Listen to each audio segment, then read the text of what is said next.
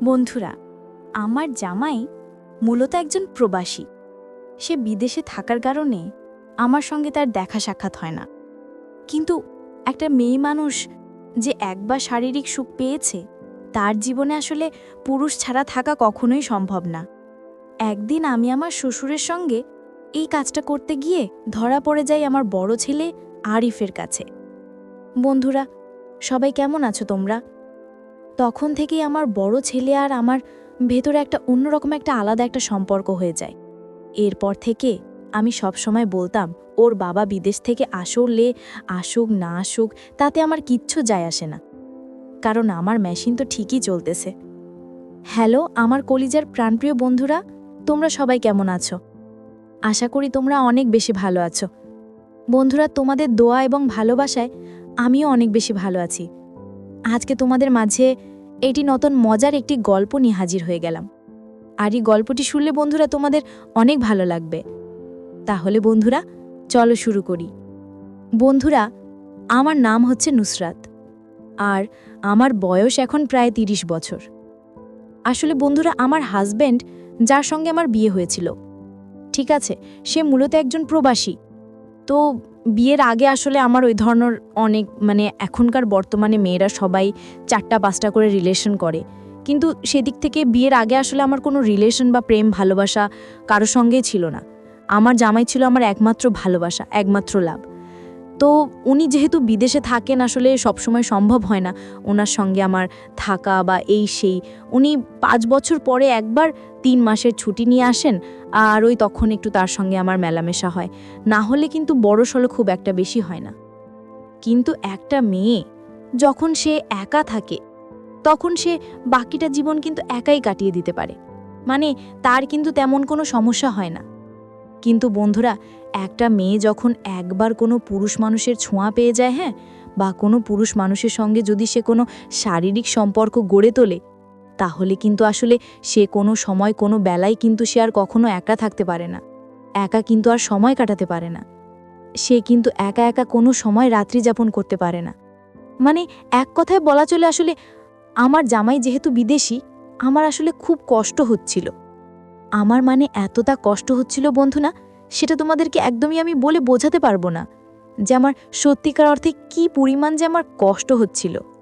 আসলে আমার বিয়ের পরে আমার জামাই যখন আমার সঙ্গে ৩ মাস ছিল, এই ৩টা মাস আমার জীবনে সবচেয়ে আলাদা একটা সময় ছিল, গুরুত্বপূর্ণ একটা দিন ছিল। এই ৩টা মাস আমার কাছে অন্যরকম একটা দিন ছিল। কিন্তু বন্ধুরা, যখনই আমার হাজব্যান্ড সে আসলে আমার কাছ থেকে চলে যায়, তখন আর আমি তোমাদেরকে এই কথাটা একদমই বলে বোঝাতে পারবো না যে আমার কাছে আসলে বিষয়টা কতটুকু কষ্টসাধ্য লেগেছিল। অনেক বেশি, অনেক আসলে ৩টা মাস তার সঙ্গে আমি থেকেছি একসঙ্গে, একই বিছানায় একসঙ্গে আমরা বেড শেয়ার করলাম। উনি আমার সব কিছু দেখলো, আমি উনার সব কিছু দেখলাম। ৩ মাস থাকতে থাকতে একে অপরের প্রতি একটা ভালোবাসা সৃষ্টি হলো। যত ধরনের লজ্জা শরম যা কিছু ছিল, এভরিথিং সব কিছু দুজনের মধ্যে একদম ভেঙে গেল। অন্যরকম এখন আমাদের এমন একটা অবস্থা হয়েছে, উনি আমাকে ছাড়া একেবারেই বাঁচতে পারে না, আমিও ওনাকে ছাড়া একেবারেই বাঁচতে পারি না। ওনার প্রতি আমার একটা ভালোবাসা অটোমেটিক সৃষ্টি হয়ে গেছে। আর আসলে উনিও আমাকে অনেক বেশি লাভ করে, অনেক বেশি ভালোবাসে। আর এতটা বেশি ভালোবাসে বন্ধুরা, এটা তোমাদেরকে আর নতুন করে বোঝাবার মতো আর কোনো কিছু নেই। উনি আমাকে যে কতটা চায় বা আমাকে উনি কতটা ভালোবাসে, সেটা তোমাদেরকে বলে বোঝাতে পারবো না। তো আসলে প্রবাসী স্ত্রীরা একটু অসুখী হয়ে থাকে, শারীরিক দিক থেকে তাদের কিন্তু টাকা পয়সা, ধন দৌলত, সোনা গহনা অলংকার, খাবার দাবার এই সমস্ত কোনো অভাব নাই। কিন্তু অভাব হচ্ছে একটা জিনিস, আর সেটা হচ্ছে শারীরিক একটা সুখ। যাই হোক, দেখতে দেখতে আমি আমার স্বামীর সঙ্গে ৩টা মাস কাটিয়ে ফেললাম। কাটানোর পরে ও বাই দ্য ওয়ে, আমার ৩ ছেলে, মাশাআল্লাহ আমার ৩ ছেলে, ঠিক আছে। আর এখন আমার বয়স হয়ে গেছে একটু বেশি। আমার যখন বিয়ে হয়েছিল তখন প্রায় ছিল ১৫-১৬ বছর, কিন্তু এখন আমার বয়স প্রায় ৩০ বছর। আমার এখন ৩০-৩২ এরকম হবে। তো আমার একটা বড় ছেলে আছে, সে এইমাত্র এসএসসি পরীক্ষা দিল কয়েকদিন আগে, আর 2টা ছেলে হচ্ছে ছোট। তো আমার কোনো মেয়ে নেই, এই 3টা ছেলে আমার। তো বন্ধুরা, আমার শ্বশুর সেও কিন্তু একটু জুয়ানি বলতে গেলে, কিন্তু আমার শাশুড়ি নেই। শাশুড়ি আসলে অকালে তার মৃত্যু হয়েছে। আমার শ্বশুর প্রায় সময় বাসায় একা থাকে। তো তিনি আসলে বাহিরে খুব একটা বেশি আড্ডা এ সমস্ত কিছু দেন না। হ্যাঁ, নিজের মতো করেই থাকেন, বাড়িতেই থাকেন, খুব একটা বেশি আড্ডা সাড্ডা দেন না, এরকমই একা একাই থাকেন। তো আমিও সারাদিন বাসায় থাকি। আর আমার বাসায় থাকলে আমি একটা পাতলা একটা হালকা একটা জামা পরি, ওড়না টোড়না আসলে গায়েটায় খুব একটা বেশি দেই না, মাঝে মধ্যে শাড়ি পরি। তো আমার শ্বশুর সেও একা থাকে বাসাতে। আসলে আমার এই যে ৩ ছেলে, সেই তো এসএসসি দিয়ে এবার কলেজে উঠল, আর ২টা ছোট ছেলে, একটা 3তে পড়ে আর একটা পড়া হচ্ছে 6-এ। তো যাই হোক, মোটামুটি সংসারটা বেশ ভালোভাবেই কিন্তু চলতেছিল। শ্বশুর মাঝে মধ্যে আমি খেয়াল করলাম তিনি প্রায় সময় তার রুমে একা একা থাকেন, এবং আমার শাশুড়িকে তিনি কিন্তু মাঝে মধ্যে মিস করেন, মাঝে মধ্যে মিস করেন, এবং তার কথা স্মরণ করে তারপর হচ্ছে অনেক সময় কিন্তু তার মনটা অনেক গভীর থাকে, গম্ভীর মুখে হাসি নেই, মানে একটু কেমন যেন ঠিক আছে, সেটা আর তোমাদেরকে বলে বোঝাতে পারবো না। আসলে এই ধরনের মানুষ খুব কষ্ট লাগে। আসলে তার বউটাও তো অকালে চলে গেছে, তো তিনি আসলে এই বিষয়টা মেনে নিতে পারেন না। তবেই সে শারীরিক দিক থেকে কিন্তু অনেক শক্তিশালী। অনেক বয়স্ক মানুষ আছে যাদের শরীরে চামড়ায় ঝুলে গেছে, আগের মতো হাঁটতে ফিরতে চলতে পারেন না, কিন্তু সেদিক থেকে আমার শ্বশুর অনেক বেশি ইয়াং। এখনও মার টার্ড লাগলে আমার শ্বশুর একাই ১০০, সে এতটা শক্তিশালী পুরুষ। ঠিক আছে, তো যাই হোক, আসলে আমার এত বড় বাড়ি, ঠিক আছে, কিন্তু আমার জামাই তো, সে তো থাকে প্রবাসে, সে তো আসলে বিদেশে থাকে। তো বিদেশে থাকার কারণে সে আসলে আমার সাথে খুব একটা বেশি সময় কিন্তু পায় না, সময় কিন্তু একেবারে বলা চলে খাটাতেও পারে না। এটা তার জীবনের একটা কষ্ট বলা চলে। আসলে বাড়ি বাড়ি করছে, টাকা পয়সা সবই উনি করছে, কিন্তু বউ যে ঘুমাইবো, হ্যাঁ, এই সুযোগটা কিন্তু আমার জামাই নাই। ঠিক আছে, কারণ সে তো বিদেশে থাকে, প্রবাসে থাকে। এখন আমি জানি না আসলে যারা বিদেশে একটু ভালো অবস্থানে আছে, শুনছি তারা নাকি ওই বিদেশি ওই যারা সাদা চামড়াগুলো আছে ওদের সাথে নাকি অনেক কাজমাজ করে, টাকা দিয়ে বা ডলার দিয়া। আমি জানি না ওনার যদি সহ্য না হয়। আমি ওনাকে বলেছি আমার জামাইরে যে দেখেন, আপনি যদি একা একা থাকতে না পারেন, আপনার যদি কষ্ট হয়, ঠিক আছে, তাহলে বন্ধু বান্ধব তো আছে, ওইখানে তো পাকিস্তানি মেয়ে আছে, মিয়ানমারের, বাংলাদেশের অনেক মেয়ে আছে। আপনি যদি পারেন তাহলে একটু ওই প্রতীকালয় যাকে বলে আর কি, নিষিদ্ধ পল্লীতে আপনি একটু সেখানে চলে যান। ঠিক আছে, আমার কোনো সমস্যা নেই বা আমার কোনো আপত্তি নেই, কারণ আমি আমার স্ত্রী হিসেবে আমি আমার স্বামীকে এতটুকু ফ্রিডম আমি দিয়েছি। ঠিক আছে, কারণ দিন শেষে সেও কিন্তু একটা পুরুষ মানুষ। হ্যাঁ, আসলে সে আমাকে ছেড়ে প্রবাসে দূর বিদেশে থাকে, আসলে তার কথাও কিন্তু আমাকে চিন্তা করতে হবে, আমাকে টেনশন করতে হবে তার কথাও।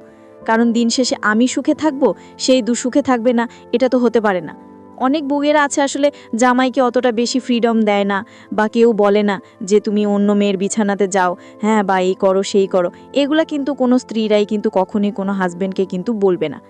কিন্তু বন্ধুরা, আমি একমাত্র মানুষ, আমি একমাত্র ব্যক্তি মনে হয়, আমি আমার হাজবেন্ডকে সবসময় বলে দিয়েছি যে আপনার যদি মন চায়, আপনার যদি উত্তেজনা বেশি হয়, আপনি বিদেশে নিষিদ্ধ পল্লী আছে, ঠিক আছে, ওই জায়গাতে ডলার দিলে কাম করা যায়, ভাই অনেক মেয়ে আছে, ঠিক আছে, সমস্যা নেই। তো আমি তাকে বলে দিছি যে আপনার যদি মন চায় আপনি যাইয়েন, কেননা আপনার কষ্ট আমার কষ্ট, আপনার কষ্ট আমি আসলে কোনোভাবেই মেনে নিতে পারবো না। আমি আমার স্বামীকে এইটুকু ফ্রিডম আমি দিয়েছি, আমি তাকে এইটুকু সুযোগ করে দিয়েছি, আমি আর কি করব। তারপরে সে যখন আমাকে বিয়ে করে আনলো বাংলাদেশে, আমি তাকে তখনও বলছি, আপনার যদি কোনো এক্স গার্লফ্রেন্ড থাকে বা অতীতে প্রেম করছেন, যদি সে আপনাকে দিতে চায় তাহলে আমার কোনো সমস্যা নাই। আমি আমার জামাইকে একেবারে বলা চলে তাকে তার মতো আমি চলতে দিতে চাই, যেন সে ফ্রি থাকে, হ্যাঁ, সে যেন আমার কবজায় বন্দি না থাকে। তারপরে সে আমাকে বলতেছে, তুমি খুব ভালো স্ত্রী, সত্যি তোমাকে আমি পেয়ে ধন্য। সে তো বিদেশেই, আমি বুঝি তার কষ্টটা। সেও আমাকে একদিন বলতেছে, আচ্ছা নুসরাত, আমি তো বিদেশে থাকি, তোমার কি মন চায় নাই যে আমি এত দূরে আছি? হ্যাঁ, আমি যখন দেশে থাকি তখন তো তুমি আমাকে অনেক ভালোবাসা দাও, তুমি আমাকে ভালোবাসা দেওয়ার জন্য একদম পাগল হয়ে ওঠো। আচ্ছা, এখন কি তোমার মন চায় না? আমি তাকে বললাম, হ্যাঁ মন তো চাই, এখন মন চাইলে এখন কি করব, কারণ এখন তো আমার কোনো উপায় নেই, তুমি তো নাই। তখন সে আমাকে বলতেছে, তোমার যদি কোনো পুরাতন লোক থাকে, আছে না ফ্রেন্ড সার্কেল, যদি তুমি কারো কাছ থেকে এই জিনিসটা পাও, আমারও কোনো সমস্যা নেই। আসলে দিন শেষে যদি তুমি আমাকে ভালোবাসো, যদি তুমি আমার ঘরেই থাকো, ঠিক আছে, আমার কোনো সমস্যা নাই। তো বন্ধুরা, আসলে সে বুঝতে পারছে যে আমি তার একটা জোয়ান একটা বউ। আসলে সে তাকে বিদেশে আমি যদি কারোর সঙ্গে রিলেশন, প্রেম, ভালোবাসা করে যদি বেগে যাই, তখন তো এটা তার একটা মান সম্মানে আঘাত করবে। ঠিক আছে, সে বুঝতে পারছে, এই জন্য সে আমাকে বলেই দিছে যে আমার যদি ওরকম সুযোগ থাকে, আমি যে কারোর সঙ্গেই এই কাজটা করতে পারি। আমি তাকে বললাম, না, আমাকে ওরকম নাই, ঠিক আছে, আমার এগুলা দরকার নাই। তুমি যখন বিদেশ থেকে আসবে তখন তুমি আমাকে এগুলা দিবে, ঠিক আছে? আমার এখন এগুলার কোনো প্রয়োজন নেই। আমি আমার হাজবেন্ডকে এইগুলো আমি বলে দিয়েছি। সে আমার কথা শুনে বন্ধুরা অনেক বেশি খুশি হয়েছে। আসলে আমি মনে হয় একজন পৃথিবীতে স্ত্রী, তাকে আমি পুরো ফ্রিডম দিয়েছি, সেও আমাকে ফ্রিডম দিয়েছে। একজন আরেকজনের, এটা তো অত্যন্ত ভালো একটা বিষয়। হ্যাঁ, অত্যন্ত ভালো একটা বিষয়। তো বন্ধুরা, আমার শ্বশুর, তার কিন্তু বয়স খুব একটা বেশি হয় নাই। ইদানিং আমি দেখতে পারতেছি সে মাঝে মধ্যেই কিন্তু আমার দিকে কেমন যেন তাকায়। আমি তার দৃষ্টি দেখলেই বুঝতে পারি, ঠিক আছে? এবং তার চাহনি বা একটু, সে আমাকে ইদানিং তার ছেলের বইয়ের নজরে দেখে না, সে আমাকে তার নিজের বইয়ের চোখে দেখে। একদিন আমি কিচেনে বন্ধুরা, আসলে গরম ভাত, তরকারি আমি রান্না করতেছি, সবজি, পেঁপে, লাউ, আরও কত কিছু আমার সামনে, আমি এগুলো রান্না করতেছি।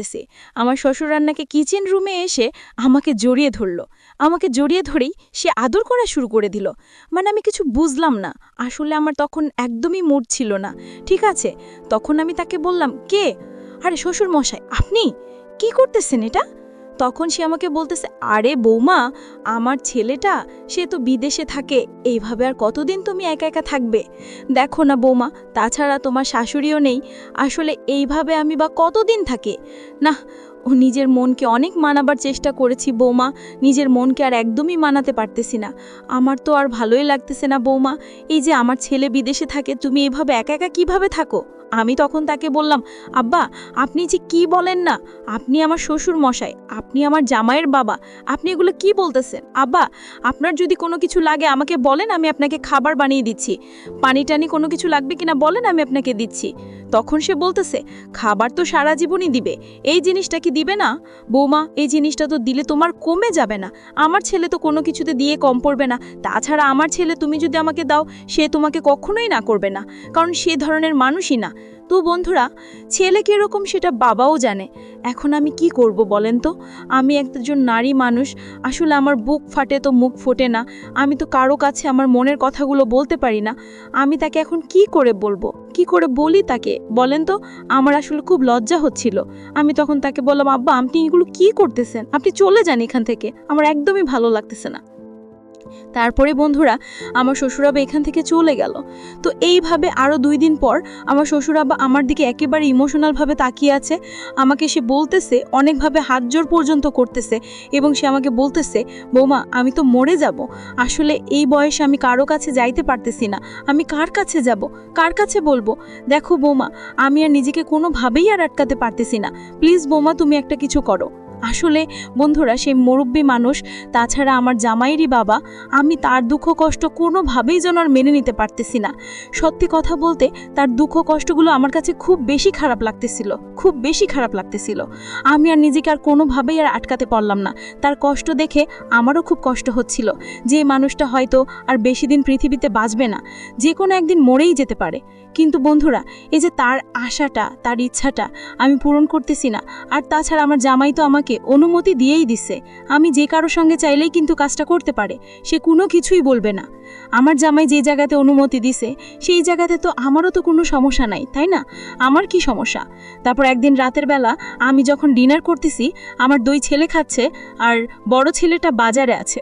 ওদিন শ্বশুরমশাই আমাকে রান্নাঘরের আমার পাশেই কিন্তু বসেছিল ডাইনিং রুমে। তার বাম হাত দিয়ে আমার পিঠে এসে হাত দিচ্ছে, আর ডান হাত দিয়ে খাবার খাচ্ছে, আর আমার দিকে ফিরে ফিরে তাকায়। তার পুরো পাওগুলো কিন্তু টেবিলের নিচে আমারও পড়ে। বলতে গেলে একেবারে রান্না খাওয়ার সময় এমন একটা অবস্থা লাগাইছে বন্ধুরা, সেটা তোমাদেরকে আর বলে বোঝাতে পারবো না। তারপরে সে কি করলো, সে আসলে ভাত খাইলো। ভাত খাওয়ার পরে বন্ধুরা ঠিক আমি অনেক বেশি গরম লাগতেছিল, আমি আসলে ওয়াশরুম থেকে একটু ফ্রেশ হয়ে আসলাম, ভাবতেছিলাম আজকে একটা বড় একটা ঘুম দিব। তারপর আমি আমার ছোট 2 ছেলেকে ঘুম পাড়িয়ে দিলাম, ওরা আসলে আমার পাশেই ঘুমায়, আর বড় ছেলেটা আলাদা রুমে ঘুমায়। সে আসলে এখনো দোকানে আড্ডা দিচ্ছে তার বন্ধুদের সঙ্গে। ঘরের কাটায় ঠিক রাত 10:30 বাজে। এমন সময় আমি ঘরের দিকে মোবাইলে তাকাচ্ছিলাম, দেখতেছি আমার ছেলেটা এখনো বাইরে আড্ডা শেষ করে এখনো আসে নাই। মনে হচ্ছে আজকে বন্ধুদের সঙ্গে ফুল পিনিকি আছে, অনেক বেশি আড্ডা দিচ্ছে। যাই হোক, আমার ছোট 2 ছেলে তো তারা তো ঘুমিয়েই পড়েছে। এখন আসলে আমিও ঘুমানোর জন্য নাইকি পরে আসলাম, আমিও এখন ঘুমাবো। মানে বিছানা টিছানা একদম সবকিছু প্রস্তুত, আর খুব বেশি ঘুমও পাচ্ছিল। আসলে সারাদিন অনেক পরিশ্রম হয়েছে, তো কাজ করছি আজকে অনেক বেশি, ঘরদর মুছি সবকিছু। কিছুক্ষণ পরেই দেখলাম আমার শ্বশুর আসলে পিছন থেকে এসে আমাকে জড়িয়ে ধরেছে। আমি আসলে তখন চুল আঁচড়াচ্ছিলাম, আয়নার দিকে তাকিয়ে তাকিয়ে চুল আঁচড়াচ্ছিলাম। শ্বশুর আমার দিকে এসেই আমাকে জড়িয়ে ধরলো, কোনো কিছু বলল না। আমার গাল মুখ সবকিছু তার হাত দিয়ে একদম চেপে আমাকে ধরলো। আসলে আমার আর কোনো শক্তি ছিল না। তারপর আমি হাত দিয়ে তাকে আসলে সরানোর চেষ্টা করতেছি, সে আমার 2 হাত আসলে পিছনে নিয়ে বেঁধে দিল। আমি তাকে বলতেছিলাম, শ্বশুর আপনি এটা কি করতেছেন? আপনি আমার বাবা সমতুল্য, এই কাজটা আপনি কোনোভাবেই করতে পারেন না। শ্বশুর আমাকে যেন কোনোভাবেই সে ছাড়তেছেন না। শ্বশুর আমাকে বলতেছে, বৌমা একটা সুযোগ দাও, আমি অনেকদিন যাবত অপেক্ষায় আছি, অনেক উপোস আছি, প্লিজ বৌমা তুমি আমার সঙ্গে জোড়াজোড়ি করো না। বন্ধুরা আসলে নিজেকে সেদিন আমি কোনোভাবেই আর আটকাতে পারলাম না। আসলে সত্যি কথা, অনেকদিন পর আমিও পুরুষের ছোঁয়া পেয়ে আমার শরীরও যেন একটা কারেন্ট চলে আসলো। আমিও যেন কোনোভাবেই আর নিজেকে একদমই আটকাতে পারলাম না। আমারও মনে হচ্ছিল না অনেক হয়েছে, শ্বশুর যেহেতু চাচ্ছে আমাকে, আর কেউ যেহেতু জানবে না, কেউ যেহেতু শুনবেও না, ঠিক আছে থাক। আর আমার জামাই তো পারমিশন দিয়েই দিছে। আসলে বন্ধুরা, শরীরের খিদা জীবনের সবচাইতে বড় খিদা। আপনি একবেলা ভাত না খেয়ে থাকতে পারবেন, 2 বেলা ভাত না খেয়ে থাকতে পারবেন, কিন্তু বন্ধুরা আপনি একবেলা ভালোবাসা না খেয়ে থাকতে পারবেন না। আপনার বউকে ছাড়া একবেলা আপনি থাকতে পারবেন না। আর আমার শ্বশুর তো অনেক দিনের উপোস, সে তো আমাকে পেয়ে কি যে একটা অবস্থা পায়, ওরে বাপরে বাপ। শ্বশুর পুরো মনে হচ্ছে একেবারে উর্মস্তরি শুরু করে দিয়েছে। মানে কতদিন পর সে যে এই জিনিসটা পাইলো বন্ধুরা, তোমাদেরকে আর বলে বুঝাতে পারবো না। আমার শরীরে একটু কাপড়ও সে আর ঠিক রাখতো না, সব ছিঁড়ে বিড়ে সে কাজ শুরু করে দিছে। মানে এইরকম হিংস্র পুরুষ আমি আমার জীবনে এর আগে কখনোই দেখি নাই। আহারে ভাই রে ভাই, কি বলবো তোমাদেরকে। আমার জামাই সে কিন্তু শতগুণে ভালো, সে আমাকে নিবিড় একদম ধীরে ধীরে আস্তে আস্তে। কিন্তু শ্বশুরের মানে এই অবস্থা দেখে আমি বুঝলাম সে যে কত বছরের উপোস, মানে কত বছর ধরে যে জিনিসটা পায় না, আমি তোমাদেরকে সেইটা আর বলে বুঝাতে পারবো না। আমার শরীরে একটু কাপড়ও সে আর ঠিক রাখতো না, সব ছিঁড়ে একদম ফেলে দিল। আমি শ্বশুরকে বললাম, শ্বশুর এই যে আমার জামাই এত কষ্ট করে বিদেশ থেকে আমাকে জামাগুলো কিনে দিছে, প্রায় 10-12 হাজার টাকা এগুলার দাম, আপনি কাজ করেন কিন্তু জামাগুলো তো ছিঁড়েন। সে আমাকে বলতেছে আমাকে নাকি 1 লক্ষ টাকা দিয়ে জামা এনে দিবে। ঠিক আছে, যাই হোক, শ্বশুরকে আর কোনো কিছু বললাম না। আমি শ্বশুর তার মতো কাজ করা শুরু করে দিছে। রাত 10:30টার দিকে আমরা যখন শুরু করেছি, প্রায় 11:30 বাজে, 1 ঘন্টা ধরে কিন্তু এই সমস্ত কাজ চলতেছে। কিন্তু বন্ধুরা দুঃখের বিষয় হলো, আমার বড় ছেলে সজীব এখনো কিন্তু তার খবর নেই। আসলে আমার শ্বশুর এখন খুব বেশি একেবারে উত্তেজিত অবস্থায়, ঠিক আছে, মানে এখন সে আমাকে ছাড়তেছে না। এমন সময় হঠাৎ করে আমার ছেলে আরিফ, দরজা খোলা ছিল, হঠাৎ করে এসে আমাদের রুমে এবং আমাকে আর শ্বশুরকে একসঙ্গে দেখে। কি বলবো বন্ধুরা, সে আসলে মোবাইলে 2টা ছবি উঠায় নেয়, ছবি উঠানোর পরে সে রুম থেকে চলে যায়। আসলে এইটা আমার কাছে আমার জীবনের সবচেয়ে একটা লজ্জাজনক একটা ঘটনা। মানে ছেলের সামনে শ্বশুরের সঙ্গে এই অবস্থায় আমি এখন কি বলবো। আর পাশে আমার 2 ছেলে তো ঘুমিয়ে আছে, আমি এখন আমার ছেলে আরিফকে কি বলবো। আমার মাথায় আসলে একদমই কোনো কিছু কাজ করতেছে না, আমি এখন কোনো কিছুই বুঝতেছি না। আমি আমার ছেলে আরিফকে কিভাবে কি জবাব দিব তার কাছে। হ্যাঁ, আমি তাড়াতাড়ি শ্বশুরকে বললাম, বাবা আপনি আমাকে ছাড়েন, আমার বড় ছেলে আরিফ চলে এসেছে, আপনার নাতি আমাদেরকে দেখে ফেলেছে বাবা, তাড়াতাড়ি। বন্ধুরা শিয়া বলতেছে, আরে বৌমা আর একটু, মানে বাবা বলতেছে আর একটু সময় নে। আরে আরিফ চলে এসেছে, সে আমাদেরকে দেখতেছে। বাবা বলতেছে, বৌমা এখন তো উঠতে পারবো না, আরে কঠিন একটা অবস্থায় আছি বৌমা, আর একটু সময় চলে এসেছে। আমার এমন একটা হাসি পাচ্ছিল ভাই। বন্ধুরা তোমাদেরকে কি বলবো, আমি বাবাকে বললাম, বাবা কি চলে এসেছে আপনি শুনেন তো। আরে আমার ছেলের সামনে আমি কি বলবো, আমি খুব লজ্জা পাচ্ছি বাবা। মানে সে তো আমাকে ছাড়তে চায় না, সে তো তার কাজ করে তারপরে আমাকে ছাড়লো, তারপরে সে আমার উপর থেকে উঠলো, এর আগে সে উঠে নেই। আসলে বন্ধু আর জীবনের এরকম একটা পরিস্থিতিতে আমি এর আগে কখনোই পড়ি নাই। মানে একদিকে আমার সব কাবাচোবো শেষ, এখন আমাকে ওই ড্রয়ার থেকে হালমানি থেকে গিয়ে কাপড় আনতে হবে, তারপর আমাকে নতুন কাপড় পরতে হবে। ওইদিকে আমার ছেলে ডাইনিংয়ে খাবার খাচ্ছে আর আমাকে দেখতেছে, মনে মনে ভাবতেছে শালি লেন্ডি কি শুরু করে দিছে, কি যে বলবো বন্ধুরা, সে তো তোমাদেরকে বলার মতো আমার আর ভাষা নেই। তো আমি তাড়াতাড়ি ওর কাছে গেলাম, ডাইনিং রুমে গিয়ে বললাম, বাবা তুমি এত রাত করে এসছো আসতে, তুমি কি খাবার খাবে? সে আমাকে বলতেছে, এত রাত করে এসছি বলেই আজকে তোমাদের এই আকাম কুকামটা দেখতে পেরেছে, যদি আরো আগেই আসতাম তাহলে আমি আমার রুমে চলে যেতাম, তাহলে তো দেখতে পারতাম না তোমরা যে প্রতিদিন এই কাজ করো।